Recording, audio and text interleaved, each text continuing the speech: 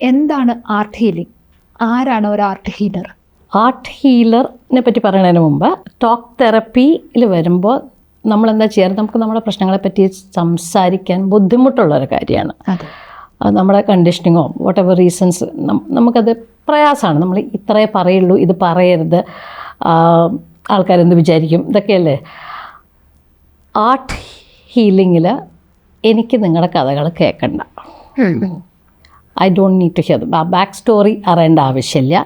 എൻ്റെ ജോലി എന്താ വെച്ചാൽ നിങ്ങളെ ആ ഒരു ഡയറക്ഷനിൽ ചിന്തിക്കുക, ഗൈഡ് യു.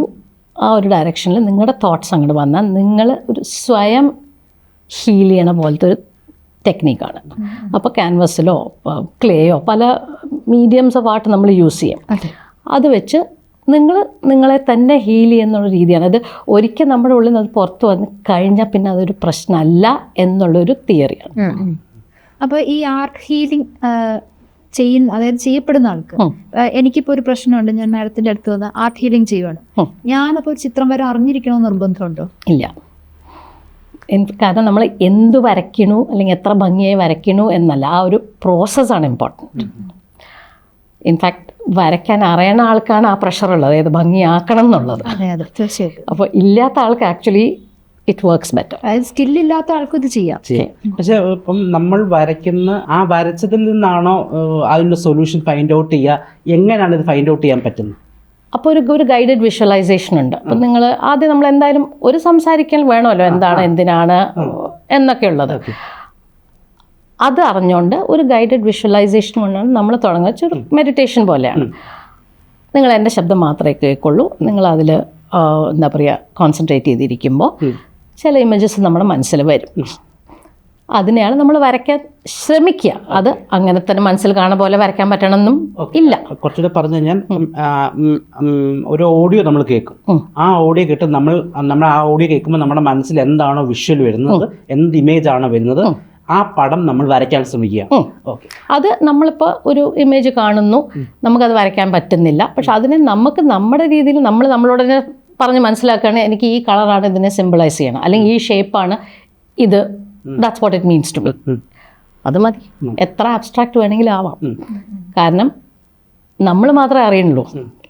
അത് ഉള്ളിൽ നിന്ന് അങ്ങോട്ട് വരുന്നു. നമുക്കറിയാം ഇത് ഈ റെഡ് കളർ ഞാൻ ഇവിടെ വരച്ചത് തീയാണ് എന്നുള്ള രീതിയിലാണെങ്കിൽ അത് മതി. അപ്പോൾ അതിൽ നിന്ന് ഒരു സൊല്യൂഷൻ എങ്ങനെയാണ് മാം ഫൈൻഡ് ഔട്ട് ചെയ്തത്? ഒരാളുടെ പടം കണ്ടിട്ട്, ഒരാൾ വരച്ചത് കണ്ടിട്ട്, അല്ലെങ്കിൽ യൂസ് ചെയ്ത് ഷേപ്പോ കളറോ വെച്ചിട്ട് എങ്ങനെയാണ് അത് ആ പ്രോസസ്സിലേക്ക് എത്തുക? അപ്പോൾ അതാണ് നമ്മൾ പഠിക്കുക. So there is a theory to it. ചില എക്സാമ്പിൾ പറയാം. ഇപ്പോൾ ഒരു അറ്റാച്ച്മെൻറ്റ് ഇഷ്യൂ ഉള്ള ഒരാളാണ് വരുന്നത്. അറ്റാച്ച്മെൻറ്റ് ഇഷ്യൂസ് ഉണ്ടോ ഇല്ലയോ, എത്രത്തോളം ഉണ്ട് എന്നൊക്കെ നമ്മൾ മനസ്സിലാക്കണമെങ്കിൽ നമ്മളൊരു സ്പെസിഫിക് സാധനമാണ് വരയ്ക്കാൻ പറയുക. അത് എന്താ പറയുക, റിസർച്ച് ചെയ്ത് പ്രൂവൻ ടെക്നീക്സ് ആണ്. ഓക്കെ, അത് വരയ്ക്കാൻ പറയുമ്പം art therapist needs to be in the same room. സാധാരണ ഒരു റൂം, അങ്ങനത്തെ ഒരു റൂമാണെങ്കിൽ ചുമരിൽ വേറൊന്നും വെക്കില്ല, പ്ലെയിൻ വാൾസ്. കാരണം വേറൊന്നും ഇതിനെ ഇൻഫ്ലുവൻസ് ചെയ്യാൻ പാടില്ല. അയാൾ യൂസ് ചെയ്യണ കളറ് എന്താണ്, അതായത് എന്ത് കളറിനല്ലാണ്ടിയും എന്ത് മീഡിയം, പെയിൻ്റ് ആണോ പെൻസിലാണോ, പലതും നമ്മൾ കൊടുക്കുമ്പോൾ നമുക്ക് നമ്മുടെ കംഫർട്ട് ലെവൽ വെച്ച് നമ്മൾ യൂസ് ചെയ്യാം, അത്രയേ ഉള്ളൂ.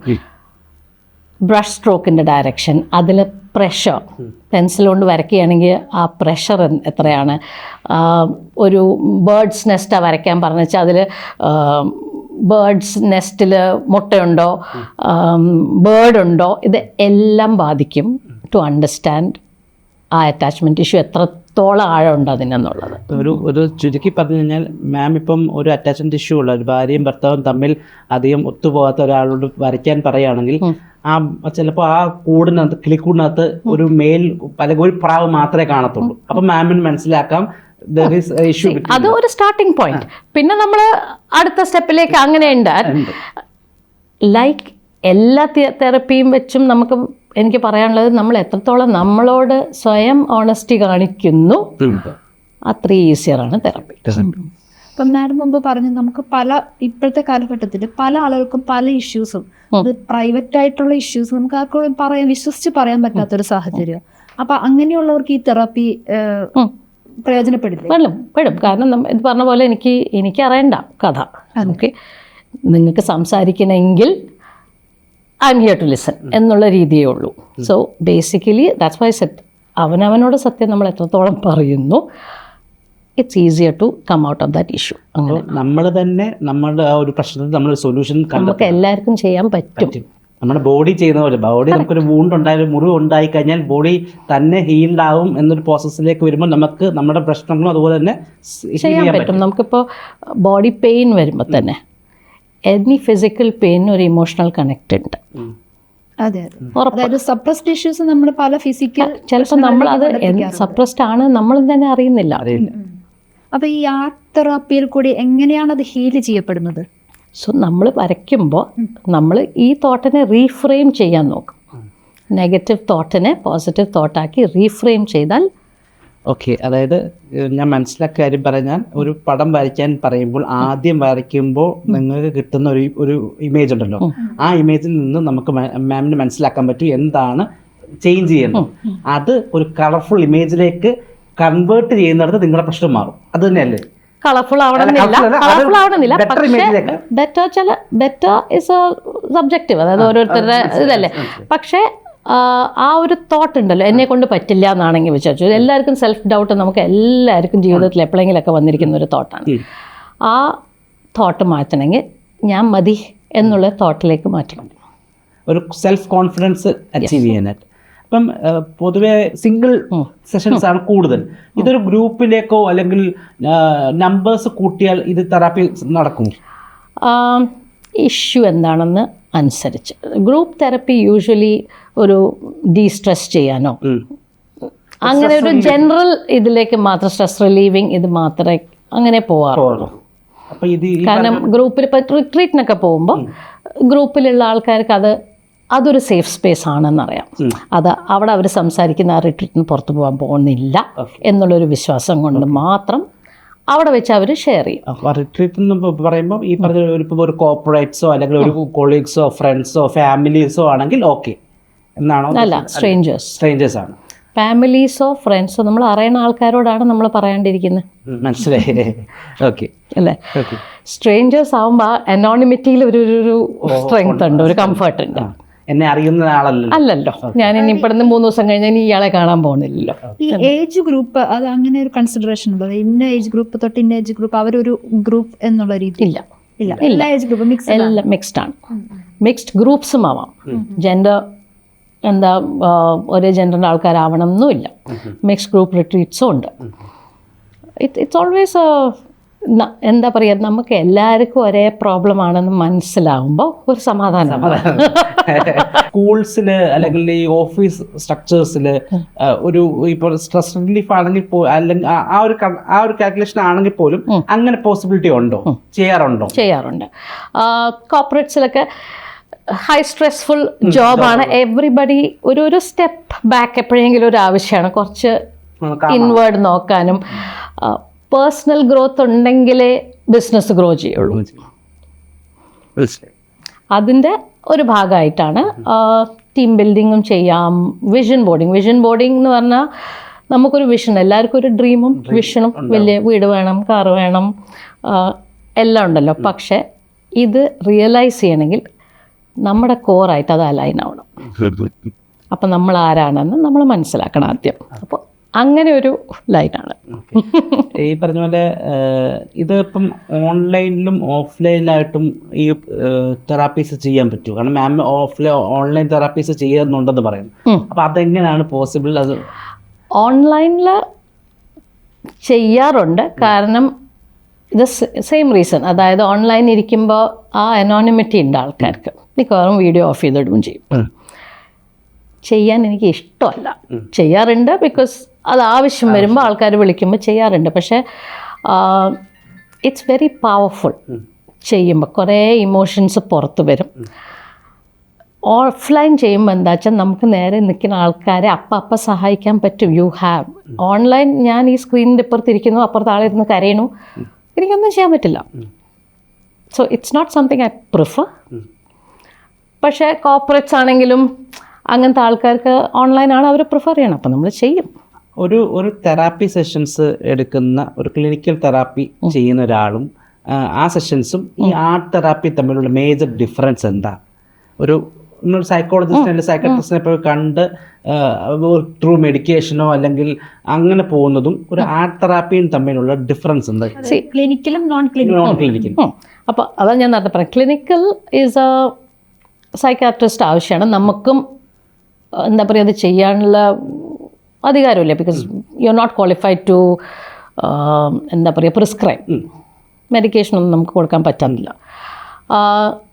ഇന്ത്യയിൽ നടക്കുന്ന എന്താ വെച്ചാൽ ആർട്ട് തെറപ്പി പഠിച്ചവർ ഒരു ഹോസ്പിറ്റലായിട്ട് അലൈൻ ചെയ്യും, അവിടുത്തെ സൈക്കാട്രി ഡിപ്പാർട്ട്മെൻറ്റായിട്ട് നമ്മളങ്ങനെ ഒരു ക്ലോസ്ലി വർക്ക് ചെയ്യുന്ന. കാരണം ലൈക്ക് ഐ സെഡ്, ആൾക്കാർക്ക് സംസാരിക്കാനുള്ള പ്രയാസം കാരണം നമ്മൾ വരയ്ക്കുമ്പോൾ അവരുടെ ബോഡി ലാംഗ്വേജും അവർ ചെയ്യുന്ന രീതിയും നമ്മൾ നോക്കിയിട്ട് നമുക്ക് സൈക്കാട്രിസ്റ്റിന് സജസ്റ്റ് ചെയ്ത് കൊടുക്കാം ഇതായിരിക്കാം എന്ന്.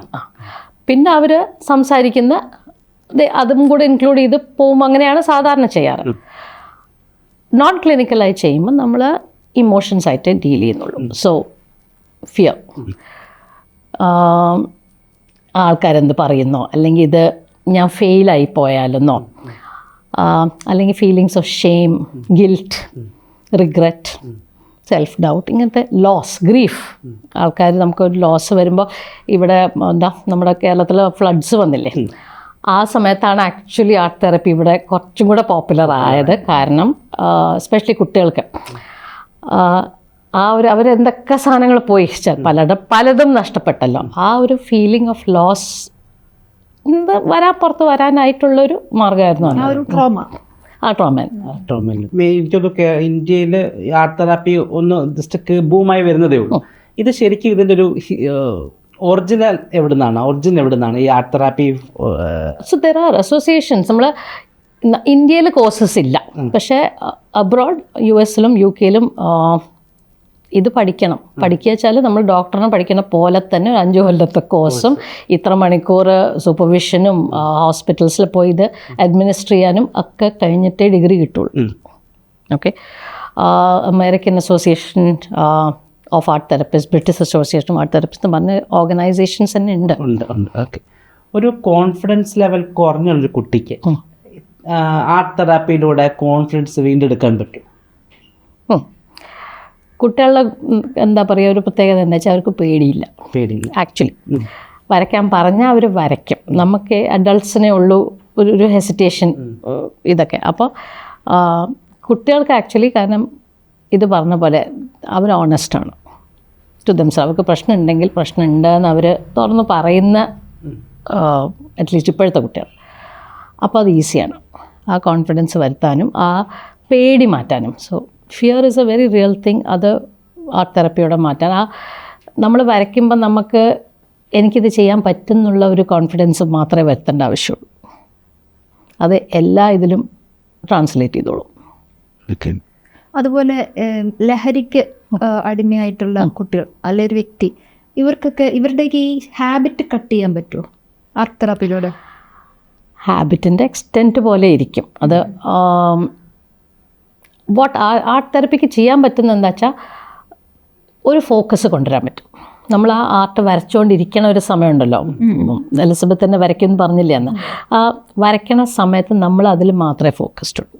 ആ ഒരു പ്രസൻറ്റ് മൊമെൻറ്റിലിരിക്കുമ്പോൾ നമ്മൾ പ്രശ്നങ്ങളെ പറ്റിയോ ഫ്യൂച്ചറിനെ പറ്റിയോ ഒന്നും നമ്മൾ ആ സമയത്ത് ചിന്തിക്കുന്നില്ല. അത് വരുത്താൻ പറ്റും അങ്ങനൊരു സിറ്റുവേഷനിൽ, അത്രേ ഉള്ളൂ. അപ്പം ആർട്ട് തെറാപ്പി ബേസിക്കലി മാം പറഞ്ഞതനുസരിച്ച് എല്ലാത്തിനകത്തും ഒരു വരയ്ക്കാനുള്ള ഒരു ഡ്രോയിങ് ആണല്ലോ. അപ്പം വരയ്ക്കാൻ അറിയാത്ത ഒരാൾക്ക് ഈ വര പഠിപ്പിക്കാൻ സാധ്യതയുണ്ടോ? വരയ്ക്കാൻ ഞാൻ പഠിപ്പിക്കും, കാരണം ബേസിക്കലി ഒരു ആർട്ട് ടീച്ചറാണ് ഞാൻ. ഓക്കെ, സോ 20 കൊല്ലം ആർട്ട് പഠിപ്പിച്ച ആളാണ്. പക്ഷേ പേരൻസോ കുട്ടികളെ എൻ്റെ അടുത്ത് കൊണ്ടുവരുമ്പോൾ ഞാൻ സാധാരണ ആദ്യം ഒരു മുൻകൂർ ജാമ്യം മേടിക്കും. കാരണം ഞാൻ പറയുന്നത് എന്താ വെച്ചാൽ കോപ്പി അടിക്കാൻ സമ്മതിക്കില്ല, നോക്കി വരയ്ക്കാൻ സമ്മതിക്കില്ല. കാരണം നമ്മൾ കുട്ടികളെ പഠിപ്പിക്കേണ്ടത് തിങ്ക് ചെയ്യാനാണ്. അവരുടെ ഇമാജിനേഷൻ, അവരുടെ ക്രിയേറ്റിവിറ്റിയാണ് നമ്മൾ പ്രൊമോട്ട് ചെയ്യേണ്ടത്. അതുകൊണ്ട് ഇൻറ്റ്യൂട്ടീവ്ലി പെയിൻറ്റ് ചെയ്യാൻ പഠിപ്പിക്കും, ടെക്നീക്ക് പഠിപ്പിക്കും, കളേഴ്സ് തിയറി പഠിപ്പിക്കും, അങ്ങനത്തെ കാര്യങ്ങൾ പഠിപ്പിക്കും. ഇന്ന പെയിൻറ്റിൻ്റെ കൂടെ എങ്ങനെയാണ് ബ്രഷ് സ്ട്രോക്സ് അതൊക്കെ പഠിപ്പിക്കും. പക്ഷെ എല്ലാ ദിവസവും കുട്ടി ഒരു ഭംഗിയുള്ള ഫോട്ടോ വരച്ചുകൊണ്ട് വീട്ടിലേക്ക് വരുന്നു പ്രതീക്ഷിക്കരുത് എന്നുള്ളത് അത്രേ ഉള്ളൂ. ഇപ്പം പറഞ്ഞ പോലെ ഈ ഒരു തെറാപ്പി ചെയ്യുമ്പോൾ അറ്റ്ലീസ്റ്റ് ഇപ്പം നല്ല സ്കില്ലുള്ള ഒരാൾ ഇപ്പം ഈ പെയിൻറ്റിങ്സ് വരുമല്ലോ, വരയ്ക്കുന്ന ചിത്രങ്ങൾ, അതെന്താണ് ചെയ്യാറുള്ളത്? ഞാൻ വരയ്ക്കുന്നത് മിക്കവാറും ഓൺലൈൻ സെയിൽസേ നടക്കാറുള്ളൂ. കാരണം എൻ്റെ പേഴ്സണൽ ഒപ്പീനിയനെ പറയുന്നുള്ളൂ. കേരളത്തിൽ നമ്മളൊരു ലാൻഡ്സ്കേപ്പോ അല്ലെങ്കിൽ ഒരു റിലീജിയസ് തീമുള്ള വല്ലതും വരച്ചാൽ അത് വിൽക്കാൻ സാധ്യതയുണ്ട്. ഓക്കെ, അല്ലാണ്ട് ആ ആർട്ട് അപ്രീസിയേഷൻ്റെ ഒരു ഇത് വന്നിട്ടില്ല, ആ ഒരു കൾച്ചർ ഇല്ല. മോഡേൺ ആർട്ട് എന്ന് പറയുന്ന ആ ഫോമിനെ മനസ്സിലാക്കാനുള്ള അതെ ഇല്ല, അങ്ങനെ ഒരു ഇതുകൊണ്ട്. അല്ലാതെ മാമിൻ്റെ ഈ പറഞ്ഞ പോലെ ഓൺലൈൻ ആൾക്കാർ കമ്മീഷൻ ചെയ്യും, വന്ന് പറയും എനിക്കിത് ഇങ്ങനെ വരച്ച് തരണം എന്ന് പറഞ്ഞാൽ അങ്ങനെയും ചെയ്യും. ഈ പറഞ്ഞ പോലെ ഈ കുട്ടികളെ വര പഠിപ്പിക്കുന്നത് അവർക്ക് നമുക്ക് ഒരു കുട്ടിക്ക് വരയ്ക്കാൻ അറിയുമോ എന്ന് നോക്കിയിട്ടാണോ അതോ അതിനു മുമ്പ്? എല്ലാവർക്കും വരയ്ക്കാം, എല്ലാവരും ആർട്ടിസ്റ്റാണ്, അതാണ് എൻ്റെ അഭിപ്രായം. റൈറ്റ് ഓർ റോങ് ഇല്ല ഇതിൽ. ഇപ്പോൾ ഒരു മരം ഇങ്ങനെ തന്നെ വരയ്ക്കണമെന്ന് ഇല്ല. ഞാനിപ്പോൾ ഒരു വരച്ചിട്ട് ഇതാണ് മരം എന്ന് പറഞ്ഞാൽ അതാണ് മരം. ട്രിവാൻഡ്രത്ത് ഒരു പ്രോഗ്രാം, അതായത് ഒരു ഗ്യാതറിംഗ് പോലെ ഒരു പ്രോഗ്രാം നടത്തിയെന്ന് പറഞ്ഞു. അപ്പോൾ എന്തായിരുന്നു ആ പ്രോഗ്രാം? പ്രോഗ്രാമിൻ്റെ പേര് ദോ നൈന ഏക് കഹാനി. അതൊരു കഥ. ഓക്കെ, ചുരുക്കത്തിൽ പറയാം, യശോധരയുടെ കഥയായിരുന്നു. യശോധര ബുദ്ധൻ്റെ ഭാര്യ. പക്ഷേ എനിക്ക് വിമൻ എംപവർമെൻറ്റിൻ്റെ ഒരു ചെറിയൊരു പാഷൻ ഉള്ളതുകൊണ്ട് പറയാണ്.